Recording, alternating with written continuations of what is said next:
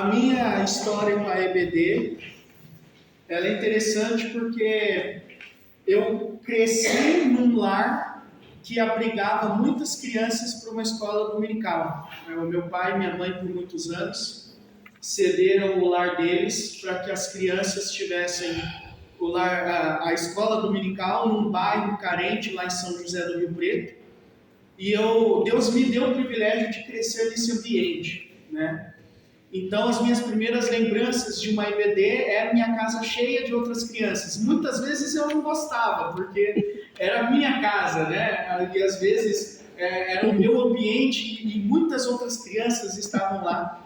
Mas hoje eu vejo a necessidade disso. Antigamente isso era muito comum, né? Antigamente a dificuldade de locomoção era tamanha que algumas igrejas faziam isso, né? Usavam casas de membros da igreja para EBD. E eu lembro que tinham 20 crianças, às vezes, né? Por culto ali. E muitas dessas crianças que iam para os cultos ali na casa dos meus pais, hoje estão nos caminhos do Senhor. Glórias a Deus.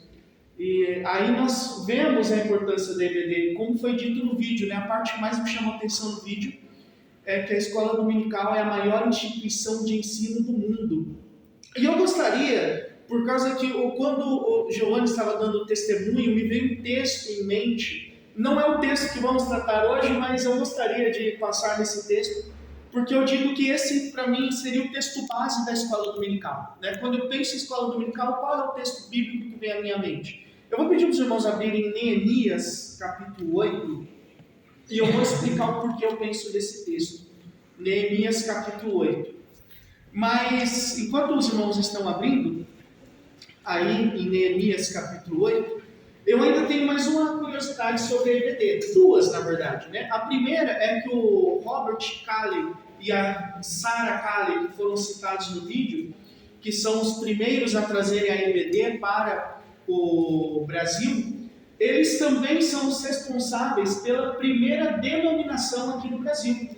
O primeiro trabalho bíblico longevo, né, o primeiro que durou muitos anos e permanece até hoje, foram fundados por eles, por Sarah Calley e Robert Calley, que é justamente a Igreja Congregacional Evangélica. A sede hoje é lá no Rio de Janeiro, mas tem em todo o Brasil, principalmente na parte nordeste do país. Na Bahia ali é muito forte esse ministério deles. Poucos anos depois veio ao Brasil o Abraham Simonton, né, que é o fundador da denominação presbiteriana no Brasil. Mas antes do Simonton veio a Sarah e o Robert Calley, né? Então eles são importantes porque graças a ele nós temos essa ideia, né, de igreja no país. Porque antes deles quem dominava era a Igreja Católica, e a Igreja Católica não permitia que nenhuma outra denominação, nenhuma outra crença se desenvolvesse aqui no país. Até que veio o Robert Calley e ele, né, com o empenho dele, ele conseguiu fazer um trabalho sólido e robusto. E a gente tem que dar glórias a Deus.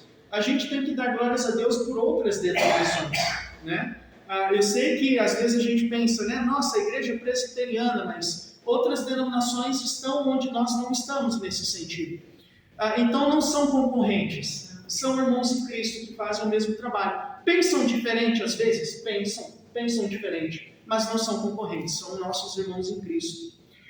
Olhando para o texto de Esdras 8, Neemias 8, exatamente Neemias 8, é que Esdras é quem está em evidência desse texto.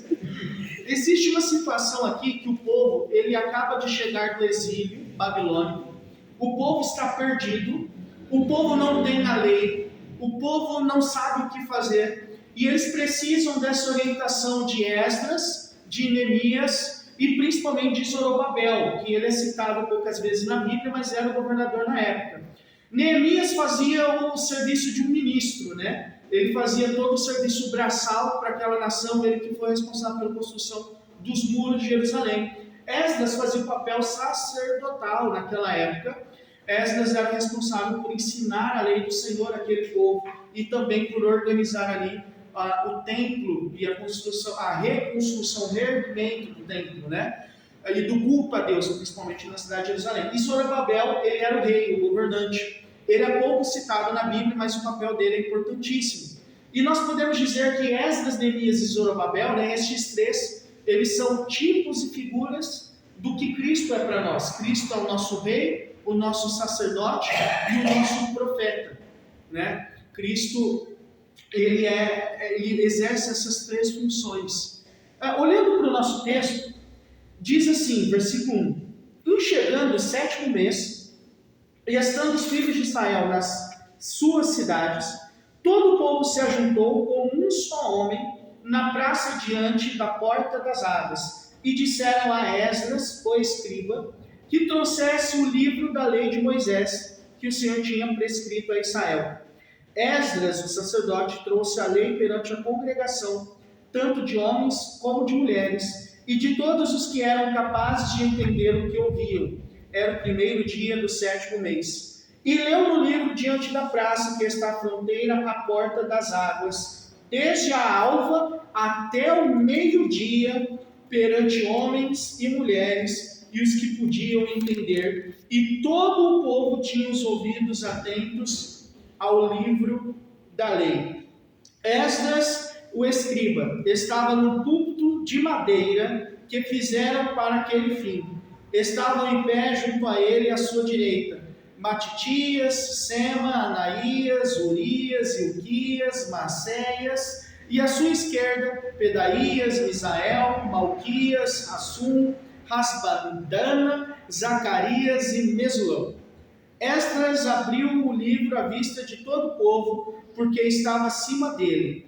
E, abrindo-o ele, todo o povo se pôs em pé. Esdras bendisse ao Senhor, o grande Deus.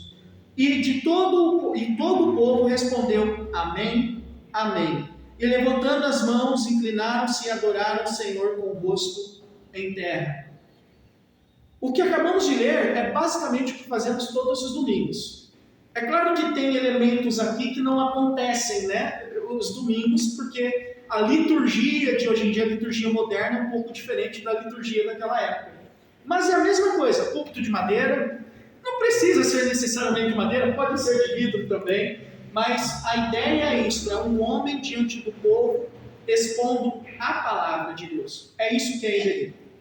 EBD é isso, é um homem diante do povo expondo a palavra de Deus. E a curiosidade que eu queria dizer para vocês sobre a escola dominical, só para encerrar esse assunto, pelo menos por hoje, né? Porque a IBD não pode ser encerrada assim drasticamente, né? Ela precisa continuar, é um grande instrumento de Deus para a instrução do povo. É que a palavra dominical, eu costumo dizer isso, as pessoas às vezes se assustam. Quando dizemos escola dominical, não estamos dizendo uma escola que acontece aos domingos. É porque em português, dominical e domingo parece que é a mesma palavra, mas dominical significa pertencente ao Senhor. Então, uma escola dominical é uma escola que pertence a Deus. Toda palavra em português com esse sufixo ao, ele significa pertencente a. Por exemplo, pentecostal, pertencente a Pentecostes. Nesse sentido, todos nós somos pentecostais, porque viemos do primeiro Pentecoste, do Pentecoste de Atos, capítulo 1 e capítulo 2, né, quando o Espírito Santo desce sobre os apóstolos. Então, nós temos essa mesma bênção. Por exemplo, quando fala em cafezal, né, o café vem do cafezal. Então, esse final ao, ou seja, o café é pertencente a. Então, dominical é pertencente a Dominus. Dominus é Deus em latim. Por isso que nós chamamos escola dominical, porque é uma escola pertencente ao Senhor. Guardem isso, escola dominical é uma escola pertencente ao Senhor, pertence a Deus, não pertence a homens e não pertence a denominações, pertence a Deus. Dito isto, vamos para a nossa passagem, né? O nosso livro de Romanos, Romanos capítulo 12. E nós vamos avançar um pouquinho aqui nos nossos estudos em Romanos. Nós lemos na semana retrasada, nós lemos sobre os dons espirituais. E nós vamos continuar do 9 ao 15, a leitura. Mas antes, apenas uma pequena recapitulação. Paulo, ele vai falar aqui dos versículos 6 ao 8 do capítulo 12 de Romanos, sobre 7 dons que eu comentei com os irmãos que são dons eclesiásticos, dons relacionados à edificação da igreja. Porque somos muitas pessoas e somos pessoas diferentes uns dos outros. Então, como que um pode edificar ao outro? Um edifica ao outro a partir dos dons que o Espírito Santo dá à sua igreja. E neste capítulo 12 de Romanos, Paulo ele cita 7 dons. O dom da profecia, o dom do ministério, o dom do ensino, o dom da exortação, o dom da contribuição, o dom da administração ou da presidência e o dom da misericórdia. E nós vimos que cada um desses dons tem o seu valor e cada um desses dons é de igual importância. Porque, por exemplo, de que adianta ter alguém com o dom da profecia ou do ensino, se não houver alguém com o dom da misericórdia ou da contribuição? De que adianta ter alguém com o dom da misericórdia e contribuição, se não houver alguém com o dom da presidência ou administração? E de que adianta ter alguém com o dom da administração, se não houver alguém com o dom do serviço? E de que adianta ter alguém com o dom do serviço, se não houver alguém com o dom da exortação? Então, cada um desses dons, profecia, ministério, ensino, exortação, contribuição, presidência e misericórdia, cada um desses dons são de igual importância para o reino de Deus. Mesmo que às vezes um dom tenha mais evidência do que o outro, em termos de valor diante de Deus, todos esses dons são iguais. E o Espírito Santo dá esses dons a todo crente. Todo crente tem pelo menos um desses dons. A questão é descobrirmos qual é o nosso dom dentre estes. Agora nós vamos partir para uma parte mais prática, literalmente falando, do livro de Romanos, que é a partir aqui do versículo 9. Nós vamos fazer uma leitura do 9 ao versículo 15 de forma intercalada, tá bom? Peço ajuda aos irmãos. O amor seja sem hipocrisia, detestai o mal, apegando-vos ao bem. Amai-vos cordialmente uns aos outros com amor fraternal, preferindo-vos em honra uns aos outros. Não sejais vagarosos no cuidado, sede fervorosos no espírito, servindo ao Senhor. Alegrem na esperança, sejam pacientes na tribulação e perseverem na oração. Comunicai com os santos nas suas necessidades, segui a hospitalidade. Abençoai os que vos perseguem, abençoai e não amaldiçoeis. Alegrai-vos com os que se alegram e chorai com os que choram. Amém. Essa parte é uma parte do livro de Romanos que existem muitos verbos no imperativo, ou seja, ordens. Todo verbo no modo imperativo é uma ordem.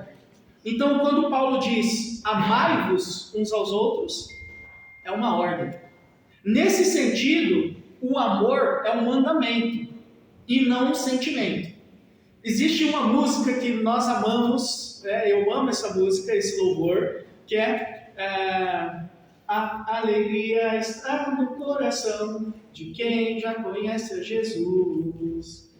A verdadeira paz só tem aquele que já conhece a Jesus. O sentimento mais precioso. Lá na igreja do meu pai, eles alteraram essa música, não porque tem algo errado com ela, não tem algo errado, mas lá eles preferiram a palavra o mandamento mais precioso. E aí se canta, o mandamento mais precioso que vem do nosso Senhor. Por que mandamento? Amai-vos uns aos outros. Ordem. É uma ordem de Deus para a igreja. Amai-vos. Amai-vos. Ah, mas eu não gosto do irmão. Ame. Mas eu não vou com a cara. Ame. mas ele é chato. Amai-vos uns aos outros. É uma ordem. E você pode reparar que os outros versículos também dão outras ordens e nós vamos comentar cada uma dessas ordens. Então, amai-vos, regozijai-vos, compartilhai, abençoai, alegrai-vos e chorai. E nós vamos falar sobre essas ordens de Paulo. Então Paulo fala dos dons espirituais, ele fala da igreja como um corpo, ele fala da igreja como uma comunidade, e os dons eles são úteis para que um edifique o outro, e agora é necessário ordens. Paulo está dando ordens na casa de Deus, ele está colocando ordem e organização no ambiente de igreja. Então o que tem que acontecer no ambiente de igreja? Como que a igreja deve se comportar? Como que a igreja deve se estabelecer? Então a primeira ordem é que o amor seja sem hipocrisia, detestai o mal. É interessante olharmos para a palavra hipocrisia. A palavra hipocrisia vem do grego hipócrites. Hipócrites, em grego, é o nome que se dava a um ator, ou a máscara que este ator usava numa peça teatral. Eu não sei se os irmãos já viram o símbolo do teatro. O símbolo do teatro é uma máscara, é um rosto triste, assim, né? E um rosto feliz, né? E um do lado do outro. Porque o teatro ele começa na Grécia dessa forma, os atores usavam máscaras. Então, essa máscara, né, quando a gente fala que alguém é mascarado, a gente quer dizer que ele é falso, ele é fingido. É isso que significa hipocrisia.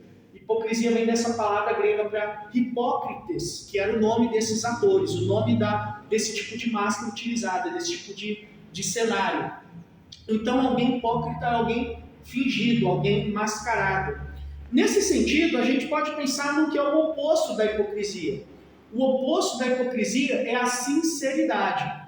Eu gosto dessa palavra sinceridade porque no latim, pelo menos ouvi dizer, né, eu não fui atrás para saber se é verdade ou não, mas eu gostei dessa questão. A palavra sinceridade viria do latim para sem cera, algo que é sem cera, porque a cera é pegajosa, né? A cera é algo que pega na mão e enceba a mão, né? Então algo sem cera seria algo limpo, algo preservado, e se utilizava a cera naquele período para mascarar um objeto vendido. Então você tem um vaso de barro, por exemplo, você quer mascarar aquele vaso de barro, você passa a cera ao redor para que ele fique limpo, maravilhoso, brilhante, e aí a pessoa vendia como se aquele objeto fosse novo, né? Zerinho, né? Isso acontece muito hoje em vendas de carros, em garagens.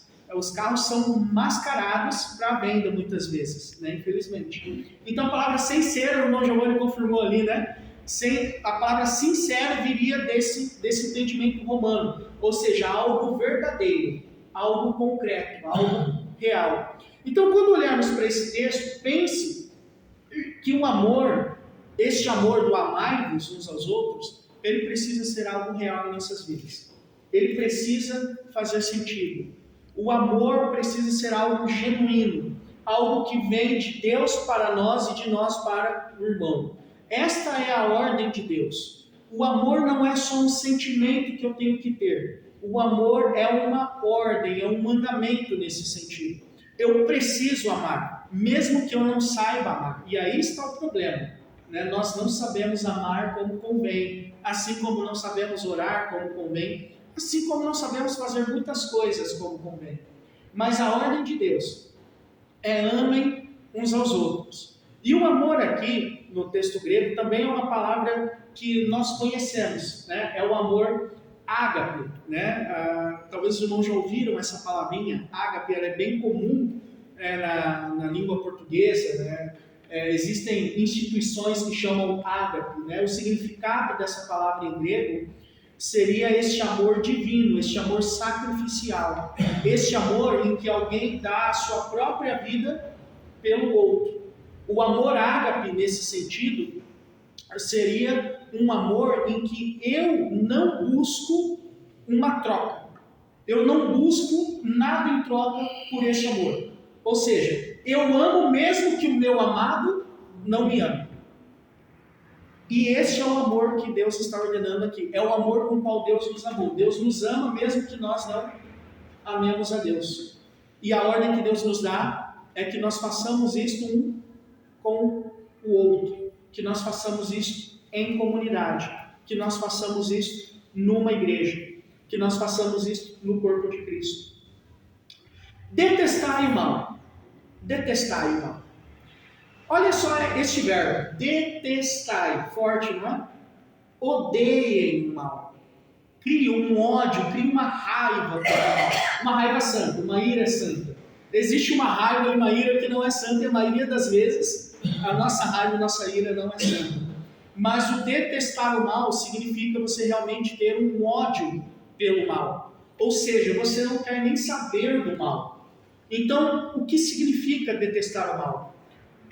Significa justamente você se manter longe dele, você fugir dele, você correr dele, e quando você puder, você matar o mal quando você tiver oportunidade.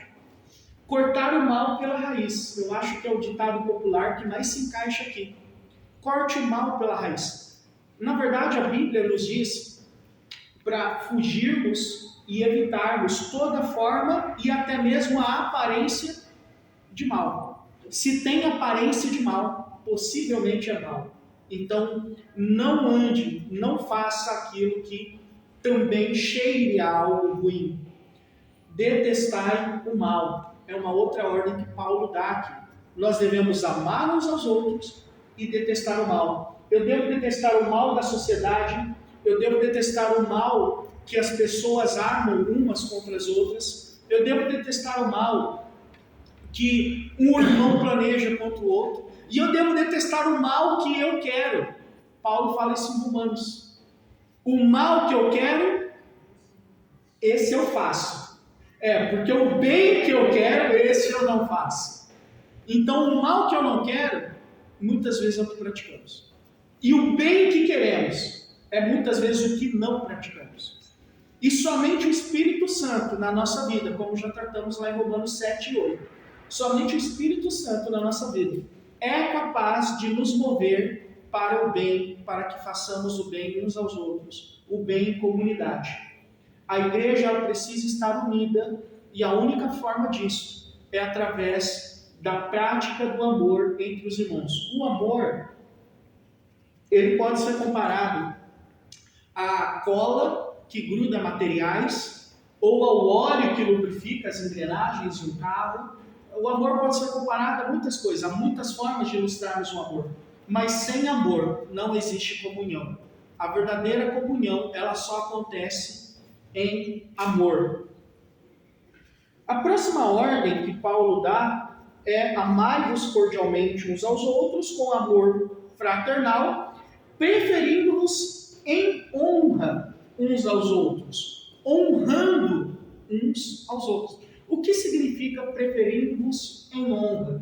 Significa que, se você tiver que decidir entre, eu vou falar mais uma linguagem mais aqui masculina, se você tiver que decidir entre futebol e ajudar o irmão da igreja, ajude o irmão da igreja. Se você tiver que decidir entre um esporte e ter que, carregar a mudança do irmão da igreja, vá carregar a mudança do irmão da igreja. Se você tiver que decidir entre perder um dia de serviço e de repente ajudar um irmão que estourou a roda do carro lá na estrada, perca o seu tempo de serviço e ajude o seu irmão. É isso que devemos fazer. Preferindo-vos uns aos outros em honra. Honra tem a ideia de valor. Eu tenho que dar valor ao meu irmão. O meu irmão é mais importante do que a sociedade onde eu vivo. O meu irmão é mais importante do que a minha vida social nesse sentido. Porque o meu irmão tem relação com a vida espiritual com Deus. E se eu não praticar esse amor ao irmão, então eu tenho problemas. O meu amor não é genuíno, o meu amor não é verdadeiro. É claro que isso não significa que nós devemos ser capazes uns dos outros. E aí está o problema. Porque como seres humanos, Algumas pessoas da igreja se aproveitam, isso é verdade. Porém, a ordem ainda é: amai-vos e prefiram em honra uns aos outros. Dê valor ao seu irmão. Tem uma música, um corinho que cantamos, um louvor que diz: obrigado, Jesus, pelo irmão que está ao meu lado. É isso que é preferir em honra. Então, se alguém da igreja estiver passando necessidade e você for capaz e tiver a oportunidade de ajudá-lo, faça. É assim que a igreja tem que viver. É assim que temos que fazer.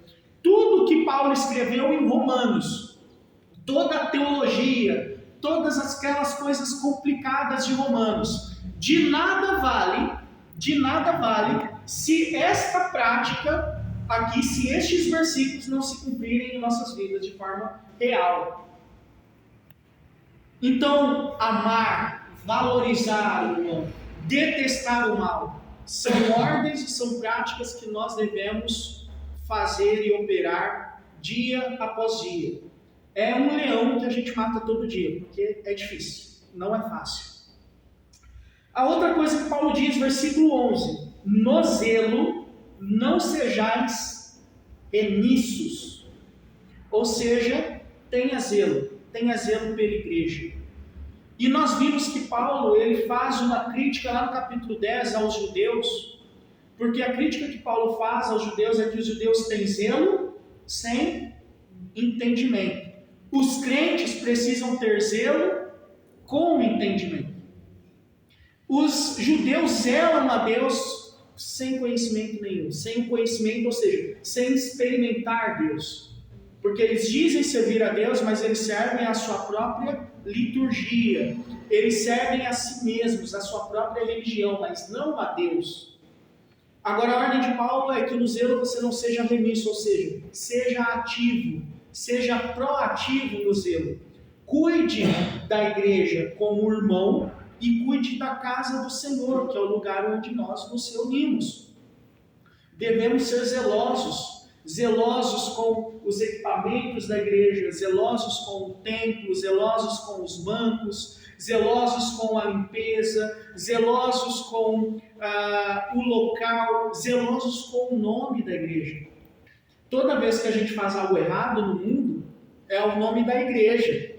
Alguém vai apontar e falar: não é aquele irmão lá da IPI de Apucarana? É claro que antigamente era, hoje em dia, né, com tantas denominações e tantas igrejas, hoje em dia é mais difícil alguém saber de qual igreja nós somos. Mas pense o seguinte: se alguém não sabe de qual igreja você é, tem um problema aí. Porque você já deveria ter dito. Você já deveria ter dito: eu sou da IPI de Apucarana. Lá é minha igreja. Então, se alguém não sabe de qual igreja você é, avise para ele. Use isso como desafio nessa semana. Avise para todo mundo: olha, eu sou da IPI de Apucarana.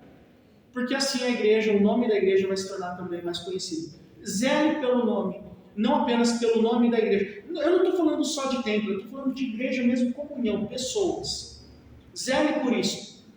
Quando tivermos eventos, estejamos nos eventos.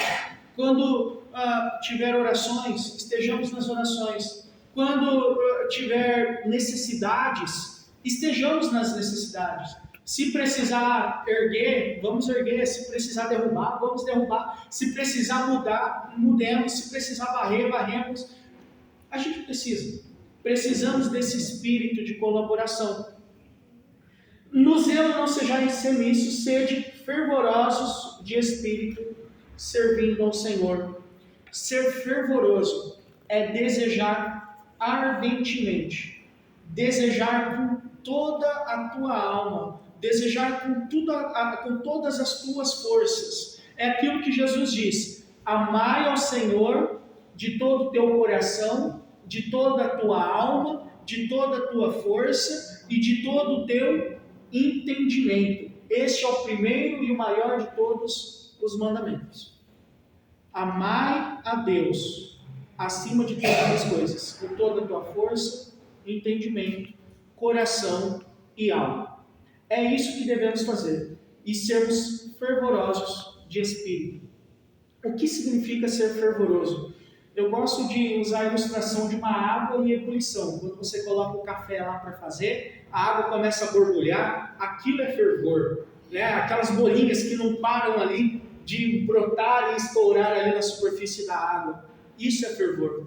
Devemos ser assim na igreja, devemos ser assim em comunhão com os irmãos. É claro que nem sempre é fácil, é claro que alguns dias estamos mal, alguns dias estamos tristes, alguns dias estamos nem querendo estar aqui, né?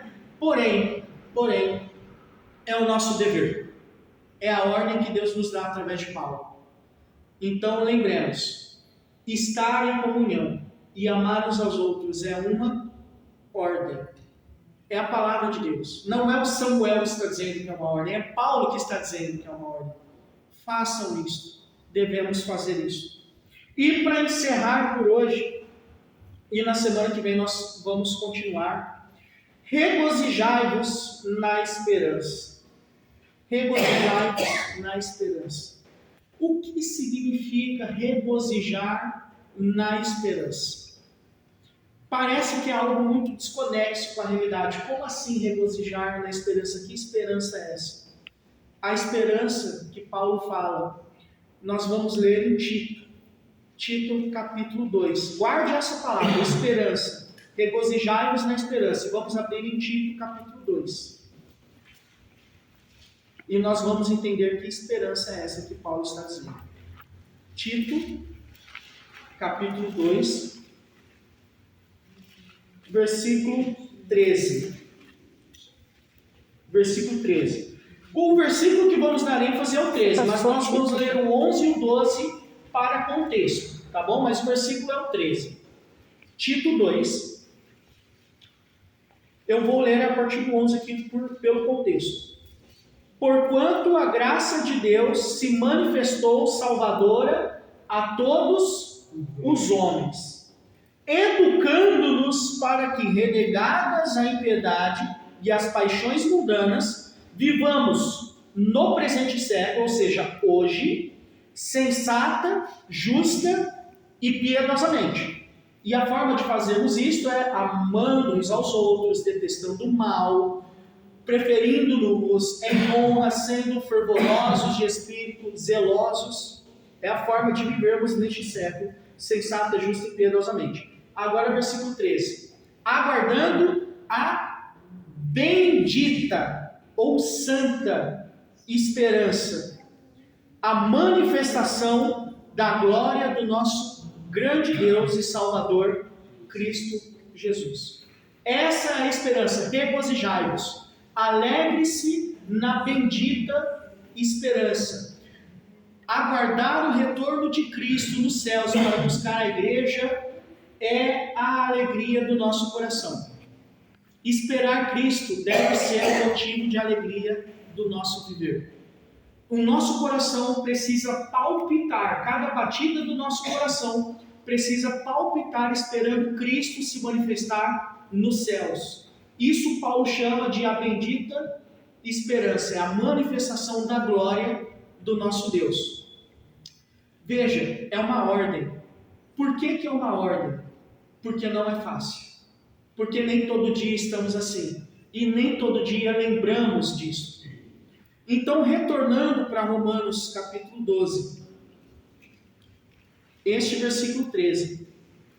Regozijai-vos na esperança. Aliás, o 12, né? Romanos 12, 12. Regozijai-vos na esperança. Este será o nosso desafio essa semana. Este será o desafio, né, no caminhar desta semana, que possamos lembrar deste texto, Romanos 12, 12, bem fácil, né? De referência pelo menos, mas vamos lembrar desta frase. Porque não é fácil, neste mundo que vivemos, conturbado. Inclusive depois Paulo vai falar sobre sermos pacientes na tribulação, porque a tribulação e as aflições é a primeira coisa que nos afasta da esperança do retorno de Cristo. Então nós vamos meditar sobre regozijar na esperança essa semana, e nós vamos continuar esse texto na semana que vem, porque o tempo já está quase que explodindo. Mas amém, glórias a Deus por isso, né? Eu dou graças a Deus pelo privilégio que é estar entre os irmãos, e pelo privilégio que é vir toda semana. Para mim é um privilégio, e como eu já compartilhei, para mim é a grande alegria que eu tenho. Eu chego já sexta e sábado, eu já estou ansioso para vir, porque mesmo que tenha viagem, mesmo que tenha que acordar cedo e tudo isso, no final é bateria carregada, irmãos. No final, sabe, a bateria parece que ela sobe por 100% e aí me dá forças para o resto da semana. Eu espero que seja assim com todos nós, porque a EBD é para isso. A EBD é a escola do Senhor e é na EBD que aprendemos sobre a palavra de Deus. Oremos. Pai Santo, te agradecemos e te louvamos pelo testemunho e história de John Wesley e também dos outros que, pela pregação de John Wesley, se converteram e começaram, a Deus, este movimento das escolas bíblicas dominicais. Te agradecemos também pela vida do Robert Calley, que veio ao Brasil como missionário, se instalou aqui, Senhor, e também ele começou as escolas dominicais em nosso solo, em nosso país.